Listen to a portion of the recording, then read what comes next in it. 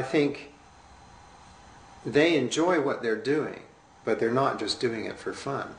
I think there's some an aspect of music that's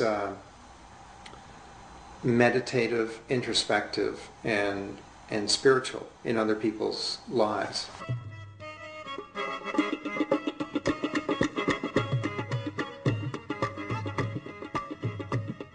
During the 70s, music had changed, and people were increasingly seduced by the rhythm of Western pop music.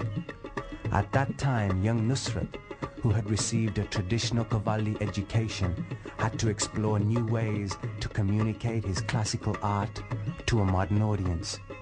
Nusrat's combination of skill and musical sensibility gave life to a unique sound, a blend of old and new, which was to become the international hallmark of Nusrat Fateh Ali Khan.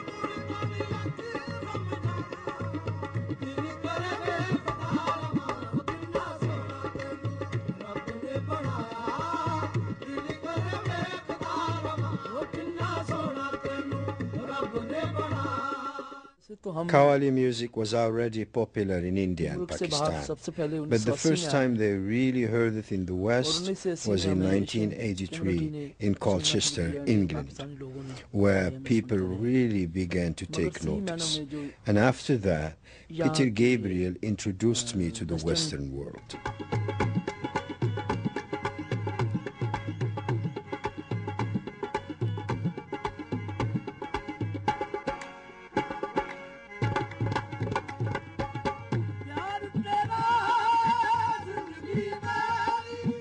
In the 80s, his music was released internationally. He also began various collaborations with artists from around the world. He recorded songs for the soundtrack of Martin Scorsese's Last Temptation of Christ, Oliver Stone's Natural Born Killers, Shekhar Kapoor's Bandit Queen, and Tim Robbins' Dead Man Walking.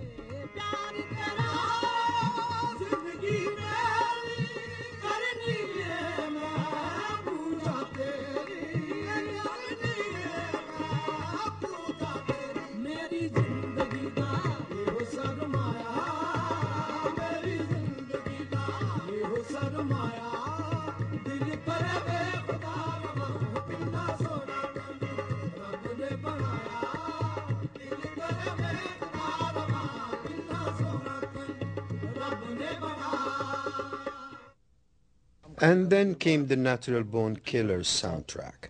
However, I made one or two mistakes there.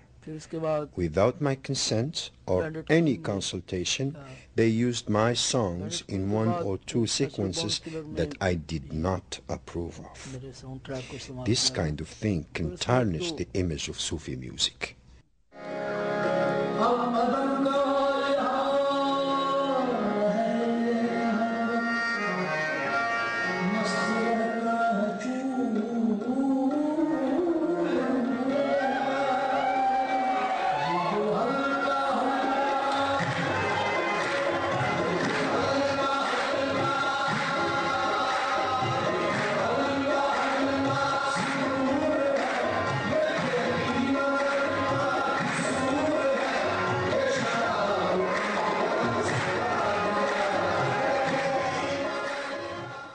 There was this whole kind of a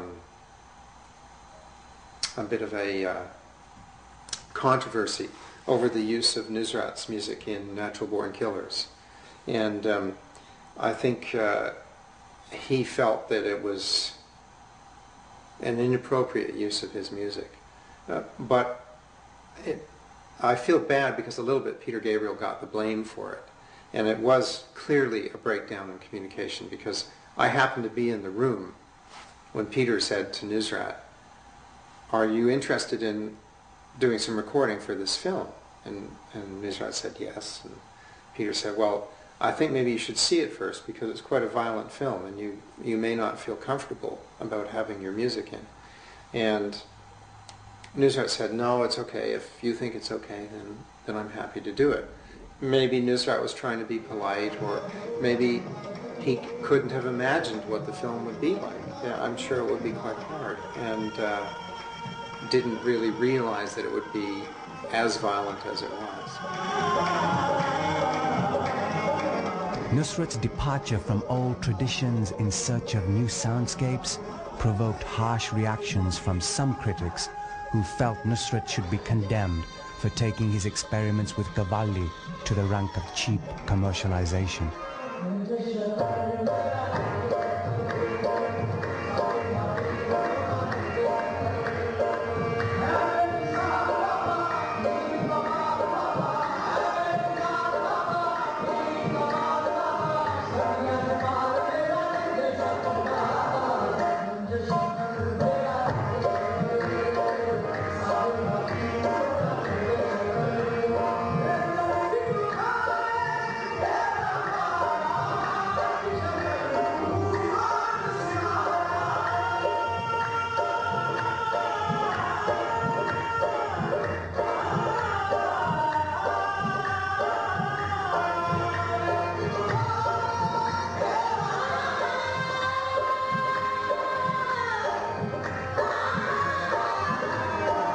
In the 90s, Massive Attack produced a groundbreaking remix of Nusrat Fateh Ali Khan's devotional song, Mast Mast.